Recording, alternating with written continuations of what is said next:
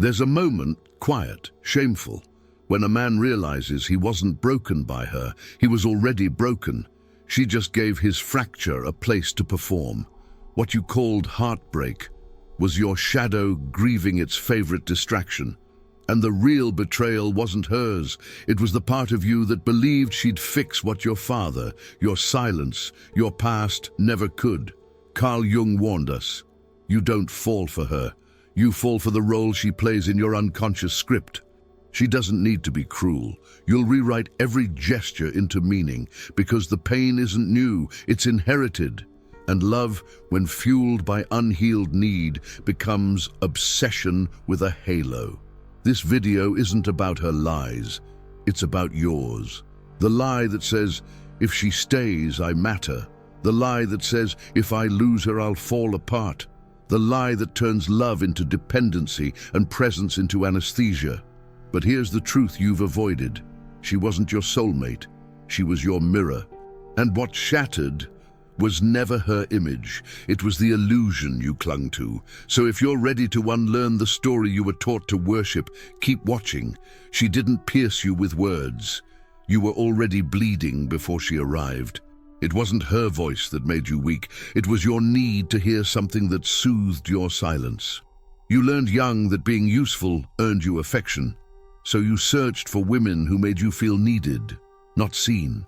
Every time she ignored you, your worth trembled. But it wasn't about her. It was about the boy still starving in the dark. Her silence didn't kill you. Your echo chamber did, replaying every unhealed whisper as gospel. She gave you scraps of affection, and you turned it into devotion. You weren't in love. You were reenacting a ritual. Perform, please, receive. It's the same cycle. A woman becomes your god, and you become your own absence. Her validation was never consistent, but your hunger was, and that hunger created illusion. You mistook her coldness for depth, and your anxiety for passion. Men like you don't chase women. You chase reassurance dressed as femininity. You don't want her touch. You want what it promises, that for a moment your fracture disappears, but it always returns.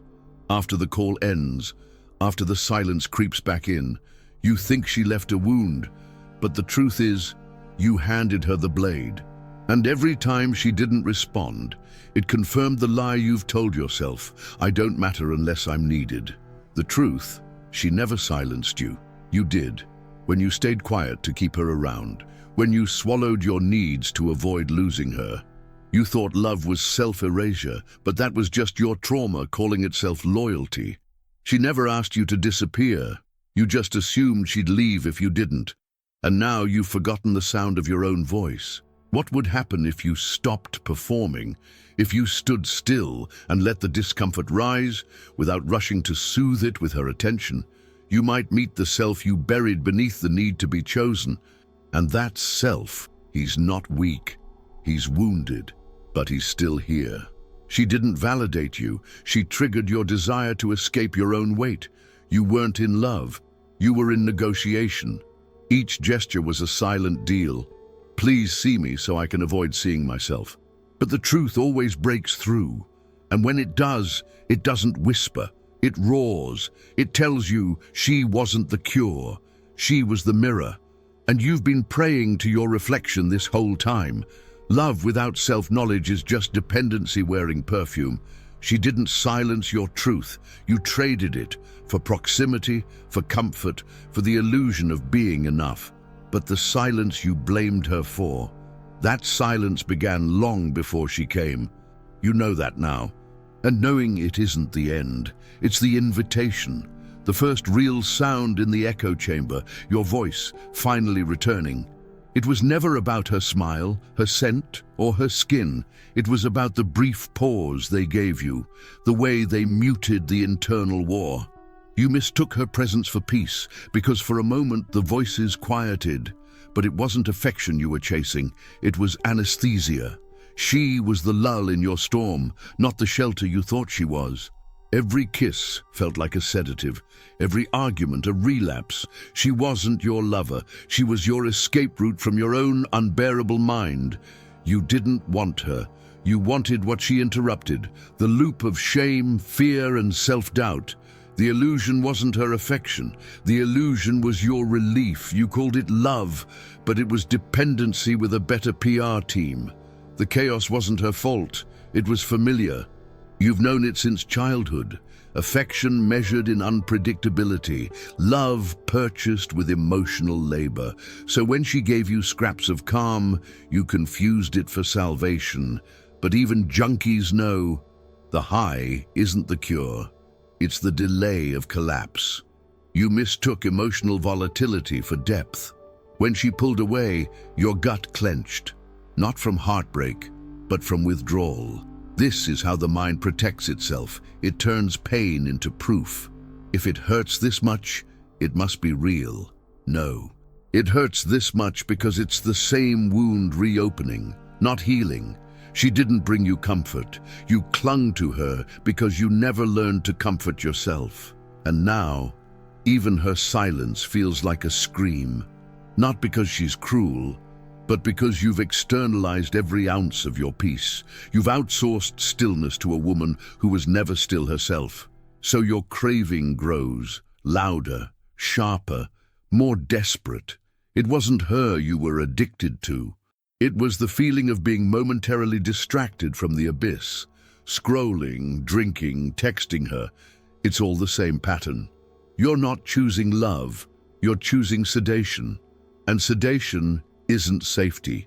It's slow, spiritual decay. Ask yourself this: when did you stop being able to sit with your own thoughts? When did silence become unbearable? You don't need her voice.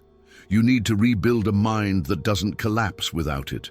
Because as long as she's the volume knob on your torment, you'll never find peace, only a temporary hush, paid in pieces of your identity. She didn't calm your storm. She distracted you from it.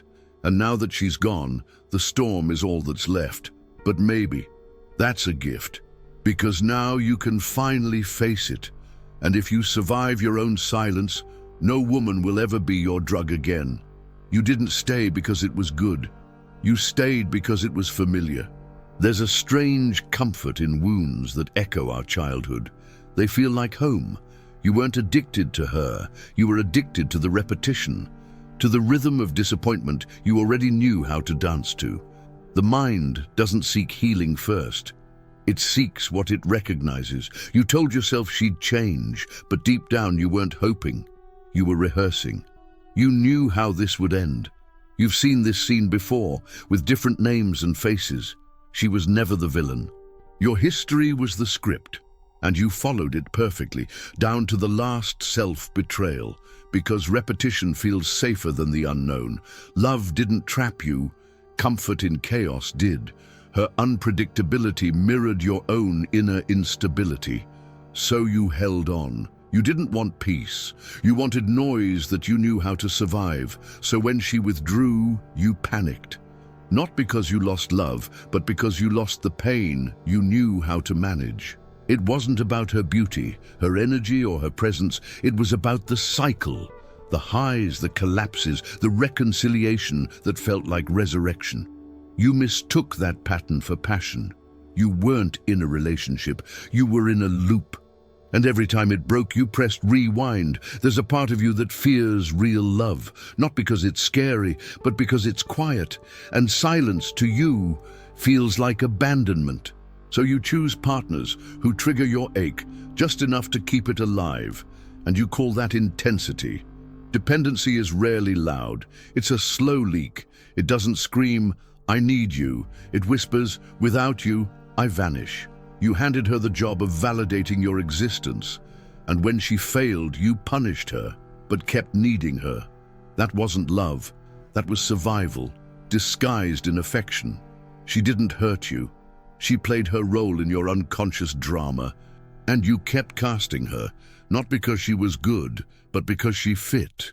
You say she drained you, but it was you who kept pouring into a ghost of your past, a ghost of your own neglected worth. You weren't her victim. You were the director of the reenactment. You don't need her back. You need to fire the part of you that keeps choosing familiar hells over unfamiliar peace. because peace feels foreign when you've built your identity on conflict. But now you see it. She wasn't your addiction. The cycle was. She wasn't the dealer. Your history was. And until you rewrite that script, you'll keep chasing women who feel like déjà vu. You didn't fall in love. You dissolved. Every need she had became a mission. Every discomfort, your failure. And somewhere between her moods and your sacrifices, you vanished. Not because she asked you to, but because your worth was built on being chosen. You weren't her man. You were her mirror, waiting to reflect what she wanted to see. You thought being there for her would make you feel seen, but it only made you invisible in more refined ways. You became agreeable, soft, available, not out of love, but fear. Fear of losing her, fear of rejection, fear of being alone with yourself. You didn't offer presence. You offered submission wrapped in politeness. Your identity formed around what made her stay. You learned how to keep her calm, but never how to keep yourself whole. She became the sun, and you revolved around her temperature. But the cost was immense. You stopped revolving around your own values. And now you mistake peace with her for the absence of self. You didn't please her. You erased yourself. You edited your words, your tone, even your dreams, all to avoid her disapproval. You call it love, but it's self-abandonment in disguise. She didn't ask you to disappear.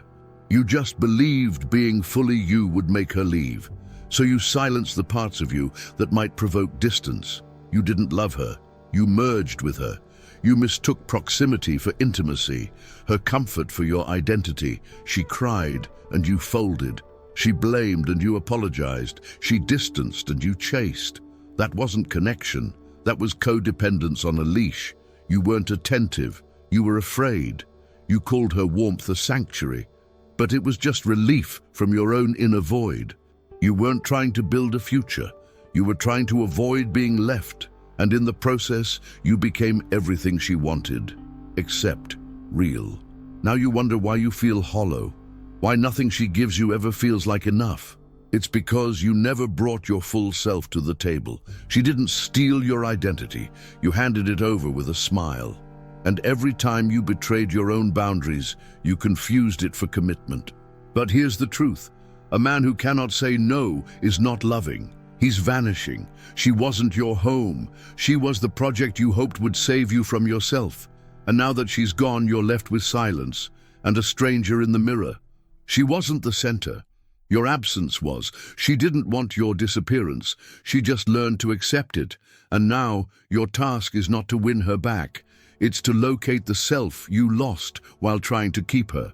Because love without identity isn't intimacy. It's exile. You weren't in love with her. You were in love with what she numbed. She didn't fill your emptiness. She just blurred it. And you called that relief connection. But the truth is simple. Every moment with her was a moment you didn't have to feel. She wasn't a partner. She was a pause button. When your mind screamed, she whispered. When the void inside widened, her presence narrowed your focus.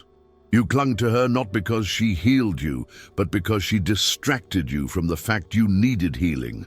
She was your painkiller, temporary, addictive, beautifully destructive, and like any drug, she lost her magic the moment you needed more. This wasn't love. It was a prescription you kept refilling, not because it worked, but because you were afraid of the symptoms returning. Symptoms like loneliness, shame, confusion, your own unprocessed fractures. She didn't treat them. She covered them in warmth, affection, noise. But underneath it all, the ache only grew. You mistook her for a cure because she made you feel alive for a second.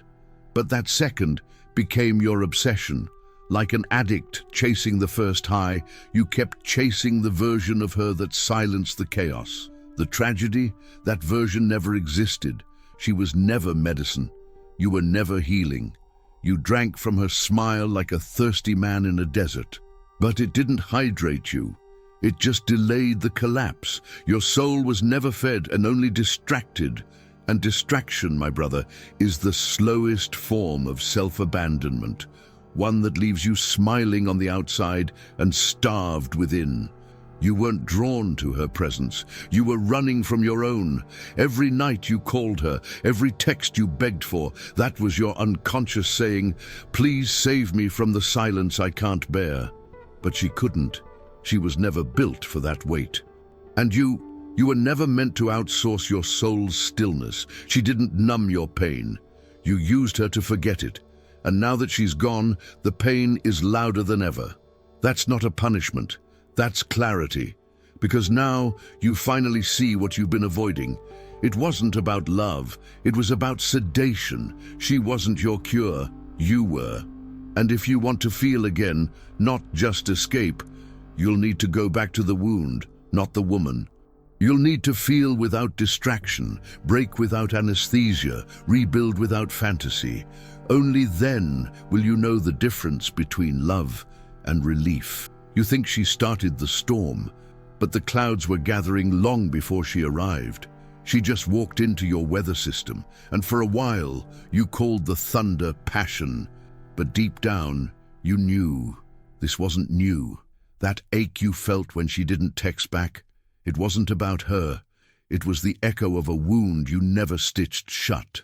An old injury, covered with charm and romance, now reopened by something you mistook for fate. She didn't recreate your past. You did. You summoned her, like every other woman before her, to play a role in your unfinished play.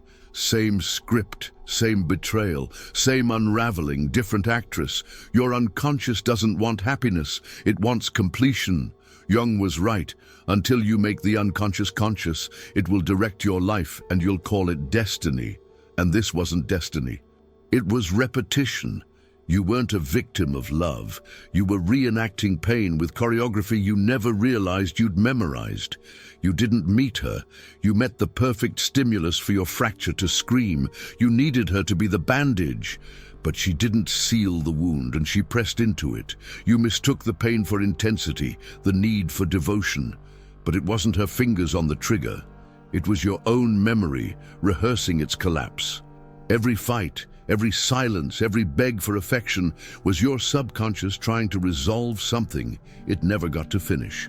She wasn't rejecting you. She was reflecting your oldest fear, that you were never truly enough to be kept. And the more you chased, the deeper the wound bled. You don't need closure with her. You need confrontation with yourself.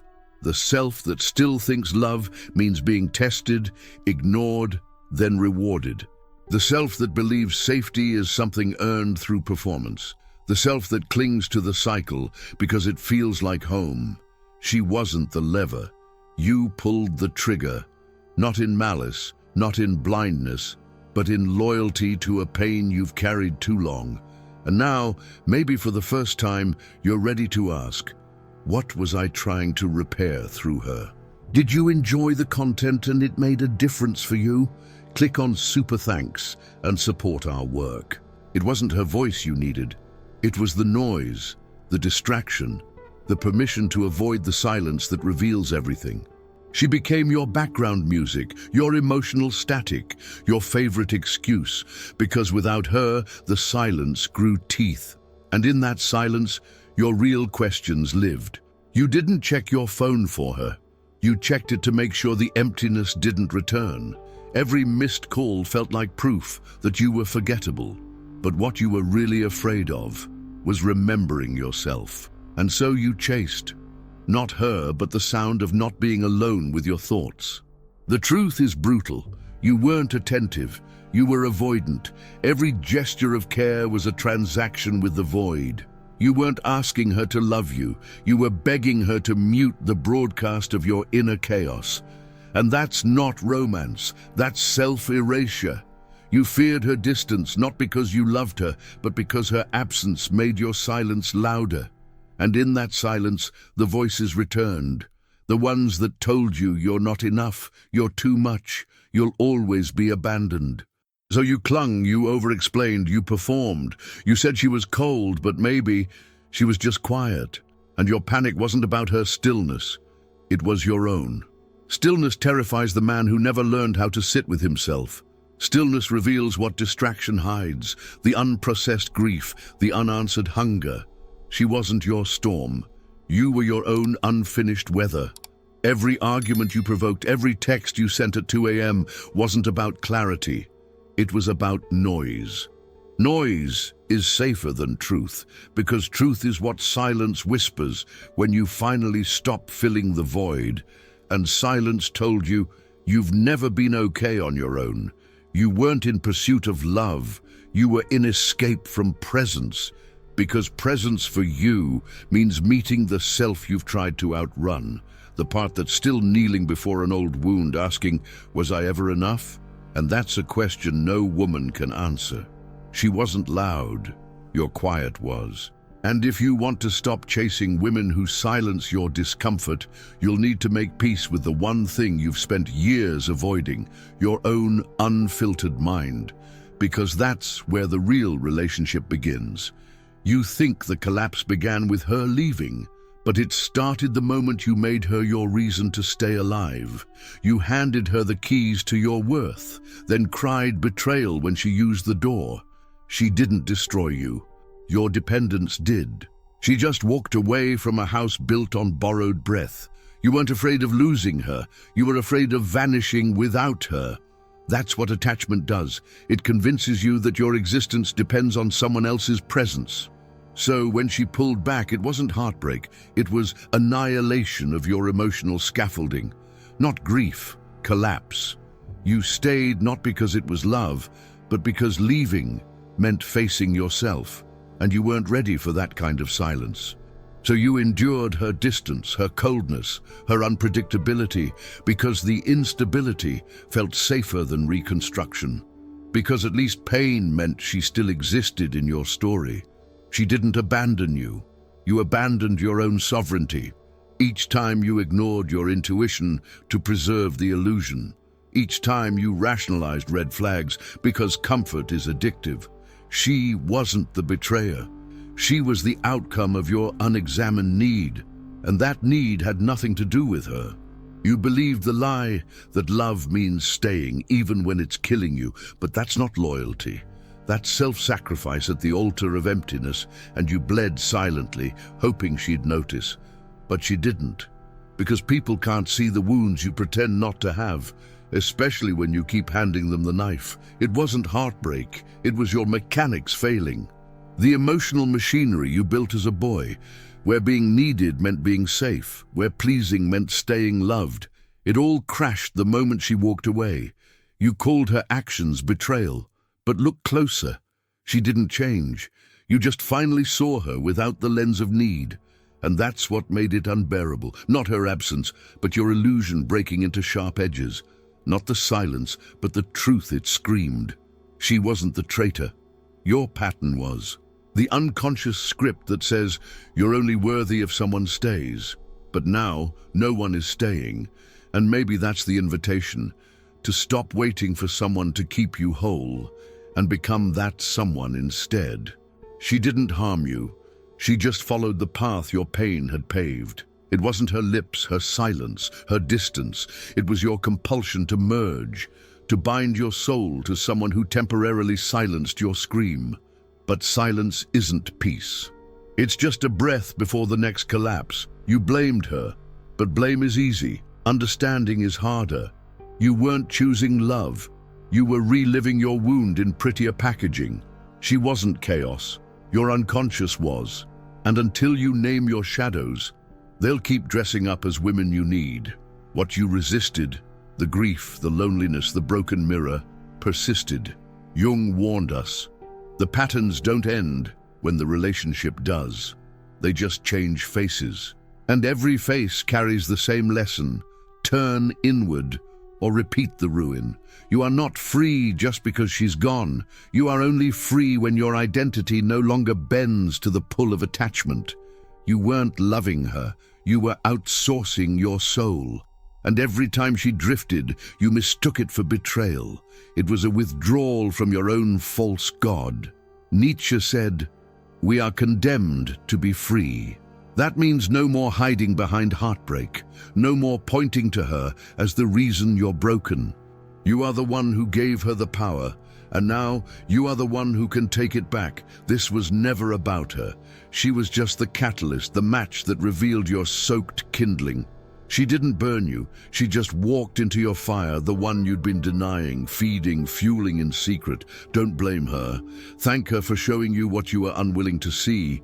That love, when entangled with unconscious hunger, becomes bondage. And you, a man of weight and silence, are not meant to beg for meaning. You are meant to create it. She wasn't the trap. Your response was, she wasn't your ending, she was your mirror. Break it and walk, not away from her, but toward yourself. What if everything you thought was love was just a reenactment of your oldest wound? You weren't chasing her, you were chasing the relief of not having to face yourself. But the relief was borrowed, and the debt is silence. Now that she's gone, the silence is yours. And in that silence there's a question. What if the pain wasn't the problem, but the invitation? The invitation to stop clinging to women who feel like home, because home, for you, has always been where the hurt lives. So ask yourself, can I love without begging? Can I lose without collapsing? Can I finally face the part of me I keep outsourcing to someone else's smile?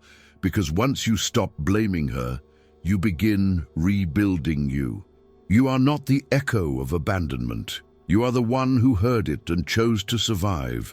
Now, make that survival sacred. Subscribe to the channel, turn on notifications, and continue this journey of brutal self-knowledge and emotional freedom. Before you go, if this felt like truth, wait until you realize you didn't love her. You needed her to drown out a silence you never dared to face. That's where we go next.